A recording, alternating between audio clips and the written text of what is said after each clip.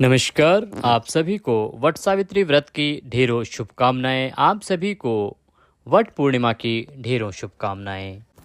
हम माँ सावित्री से प्रार्थना करते हैं, निवेदन करते हैं कि आप सभी श्रोताओं के सुहाग अमर रहें, दीर्घायु रहें, स्वस्थ रहें और हमेशा ही आपके बीच, सबके बीच संतुलन और प्यार यूं ही बना रहे।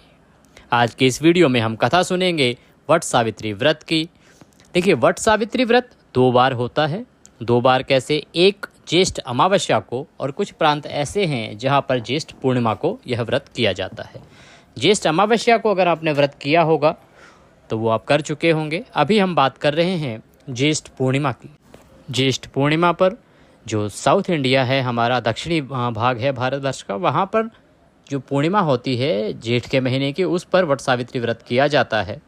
और अधिकतर प्रांतों में जो है हमारे नॉर्थ इंडिया में ये अमावस्या पर कर लिया गया है। तो आज के इस वीडियो में हम वट सावित्री व्रत कथा सुनेंगे।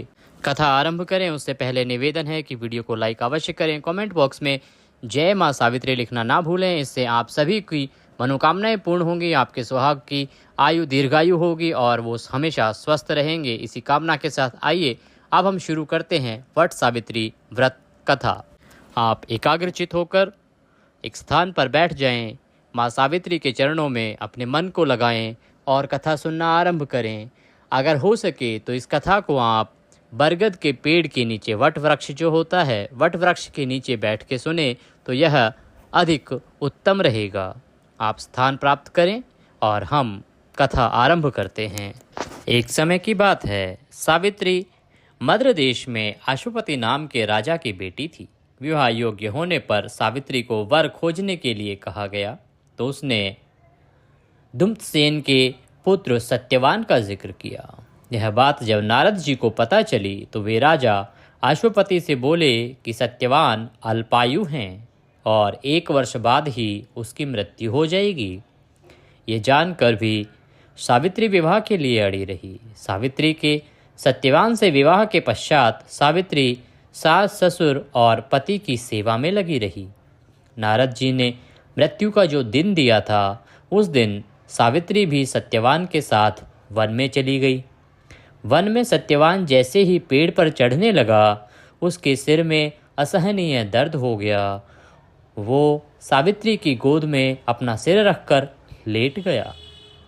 कुछ देर बाद सावित्री ने देखा यमराज के अनेक दूतों के साथ वहाँ यमराज पहुँचे और वे सत्यवान के अंगु प्रमाण जीव को लेकर दक्षिण दिशा की ओर चल दिए।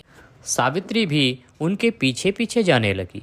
सावित्री को अपने पीछे आते देख यमराज ने कहा, हे पति परायणे, जहाँ तक मनुष्य साथ दे सकता है तुमने अपने पति का साथ दे दिया, अब तुम लौट जाओ। सावित्री ने कहा, जहाँ तक मेरे पति जाएंगे मैं वहाँ तक अवश्य जाऊंगी, मुझे जाना चाहिए, ये मेरा पत्नी धर्म है। यमराज ने पुनः सावित्री को समझाने का प्रयास किया कि अब सत्यवान नहीं रहे हैं, मैं यमराज हूँ और यमराज के पास में जब जीव आ जाता है तो वह वापस नहीं जाता है। परंतु सावित्री नहीं मानी। यमराज के सामने सावित्री हठ पर अड़ी रही कि वो सत्यवान को साथ लेकर ही जाएगी, अन्यथा जहाँ उसको लेके जाया जाएगा सावित्री भी वहीं जाएगी। यमराज ने सावित्री की धर्मपरायण वाणी सुनकर वर मांगने को कहा। सावित्री ने कहा, मेरे सास ससुर अंधे हैं, उन्हें नेत्र ज्योति दें। यमराज ने तथास्तु कहकर उसे लौट जाने को कहा, किंतु सावित्री उसी प्रकार यमराज के पीछे चलती रही। यमराज ने उनसे पुनः वर मांगने को कहा। सावित्री ने वर मांगा, मेरे ससुर का खोया हुआ राज्य उन्हें वापस मिल जाए। यमराज ने तथास्तु कहकर उसे पुनः वापस लौटने के लिए कहा, परंतु सावित्री नहीं मानी। सावित्री की पति भक्ति देख यमराज पिघल गए। उन्होंने एक और वर मांगने के लिए कहा। तब सावित्री ने वर मांगा, मैं सत्यवान के पुत्रों की माँ बनना चाहती हूँ, कृपा करके आप मुझे यह वरदान दीजिए।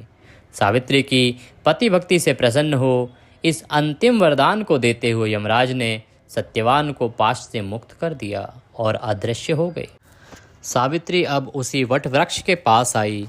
वट वृक्ष के नीचे पड़े सत्यवान के मृत शरीर में जीव का संचार हुआ और वह उठकर बैठ गया। सत्यवान के माता पिता की आंखें ठीक हो गई और उन्हें उनका खोया हुआ राज वापस मिल गया।